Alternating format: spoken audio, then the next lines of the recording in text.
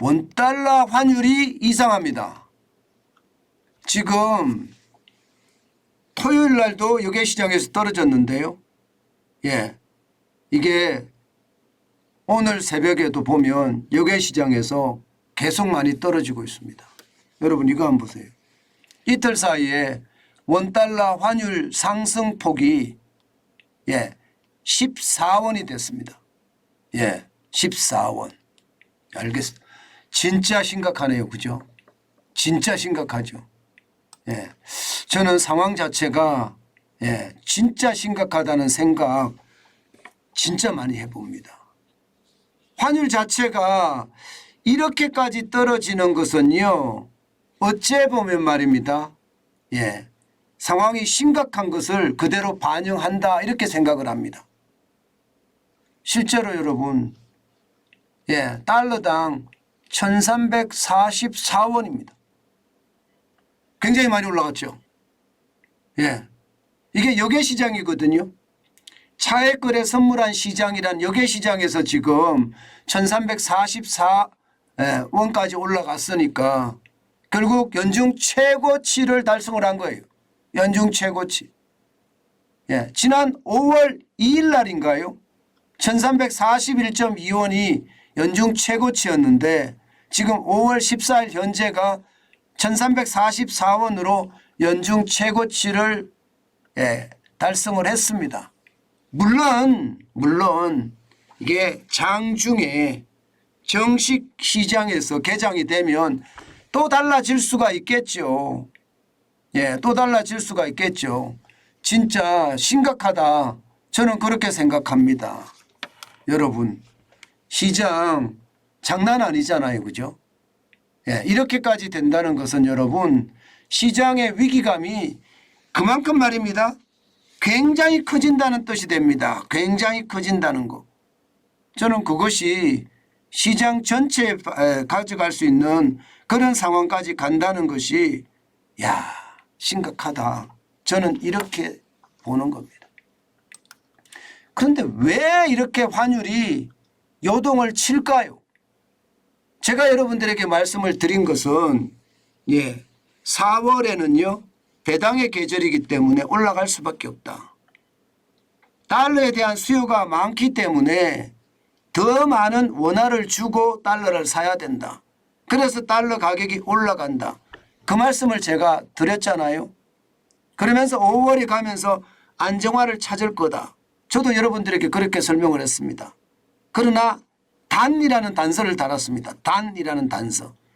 단서가 두 개 있었습니다. 하나는요. 가장 심각한 무역 적자에 대한 문제.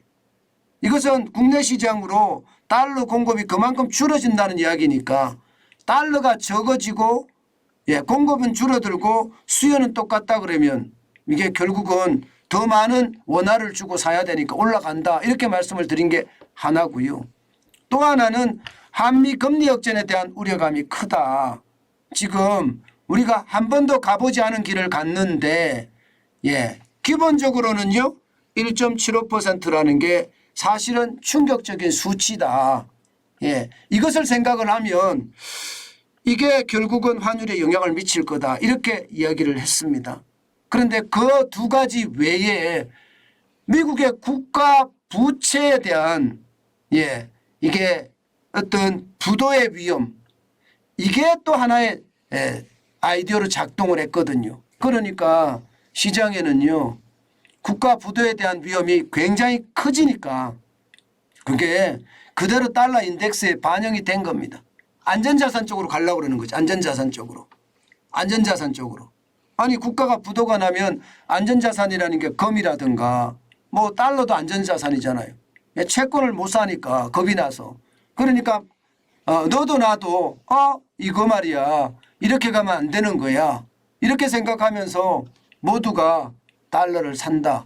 지금 이렇게 분위기가 보이는 거예요. 저는 여기서 볼 때 어떤 느낌이 있나 하면요. 진짜 심각한 느낌이 있는 것이 이게 미국의 국가부도라는 심리적 충격이 지금 와 있는 상태잖아요. 국가부도가 난 건 아니지만 그런 기술적 국가 부도라고 이야기하는 어떤 심리적 충격이 와 있는 상태인데 이것이 말입니다. 많은 사람들에게 달러를 사자. 예, 여기에 꽂히는 것 같습니다. 그래서 지금 계속해서 올라가는 것 같습니다. 달러가 강세를 나타내는 거죠. 보시는 것처럼 5월 13일 현재 달러 인덱스가 102.7을 기록하고 있습니다. 어제도 제가 달러에 대한 이야기를 했는데 오늘도 또 달러에 대한 이야기를 할 수밖에 없었던 게 연중 최고치가 됐으니까요. 달러 인덱스라는 게 6개 통화 대비해서 달러의 가치를 나타내는데 100을 넘어섰으니까 달러의 가치가 점점 더 올라간다는 이야기잖아요. 이것은 여러분 그만큼 시장에는요 변동성이 굉장히 심하다는 겁니다. 저는 시장을 볼 때마다 느끼는데요. 예, 굉장한 변동성이 지금 시장을 지배하고 있다. 이런 생각을 지울 수가 없습니다. 지금 이대로라면요. 원달러 환율은요. 이 미국의 여야가 부채 한도를 늘릴 때까지 시장의 불안감은 계속 커질 수밖에 없을 거예요. 예, 왜냐하면 이게 국가 부도에 대한 위험이 생기면 외국인들은 신흥국에 투자한 걸 돈을 빼서 국내로 돌아갈 수밖에 없습니다. 그런 상황이 연출이 되면 달러를 원화를 달러로 바꿔야 되잖아요. 원화로 지금 달러를 가져와서 원화를 투자했을 텐데 이제는 원화를 빼서 달러로 갖고 가야 되잖아요. 그러니까 환율이 더 올라가는 그런 사태가 벌어지고요. 지금 현재까지는요. 조 바이든 대통령이 조만간 협상에 나서서 공화당과 야당과의 협상을 마무리 지을 거라고 예상을 하지만 만약에 6월 1일이 안 됐을 경우 또 밀려갈 거 아니에요. 7월 1일 밀려가고 또 밀려갈 거 아니에요. 9월 1일 밀려가고 그 와중에 환율은 더 요동을 칠 수도 있다. 그 말씀을 다시 한번 올립니다. 그만큼 위협성이 있고요. 불안정성이 크면 클수록 시장에는요. 더 큰 위협이 오지 않겠느냐 이런 예측까지도 다 나오고 있습니다. 여러분 저는 여러분들에게 환율에 대한 말씀을 드릴 때마다 항상 말입니다. 조심조심 해야 된다는 거. 변동폭이 워낙 크기 때문에 조심하지 않으면 큰일 난다는 거. 다시 한번 말씀 올립니다.